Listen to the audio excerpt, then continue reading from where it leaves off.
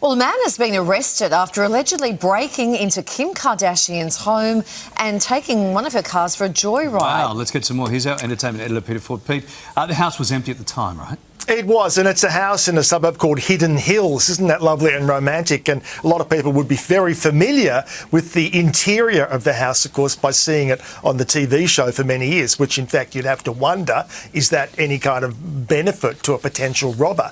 But this bloke did get in, allegedly, and he did get into the house. He took stuff, got it into a car. The belief is it may have actually been a staff member's car, and took off with it all. Now, they have got him and obviously have to face those charges. But you look at the enormity of that house and, you know, the figure of $60 million or thereabouts that it costs, and you think, you know, wouldn't it be like Fort Knox? I mean, would you possibly even be allowing anyone the chance to get in? Now, as it happens, Kim and the kids are currently not living there because the house is undergoing very extensive renovations. So whether this is somebody who has just chanced upon this house, not knowing it was hers, that part is very unclear. But this is the call that came into the police when they identified somebody on the property.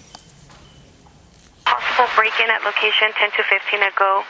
State security at location caught male white adult bald, wearing glasses and a white t-shirt, leaving location in a white Lexus with items from the house.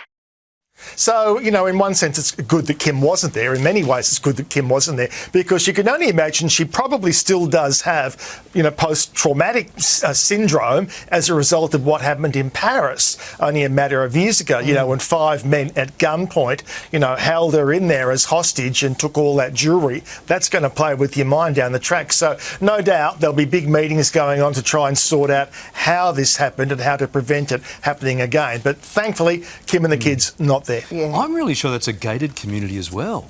Exactly, it is. Yeah, Hidden Hills. Tucked in the whole place. Yeah. And you heard on the police call they're leaving with items from the property too, so Yeah. picked up a bit of stuff while they were there.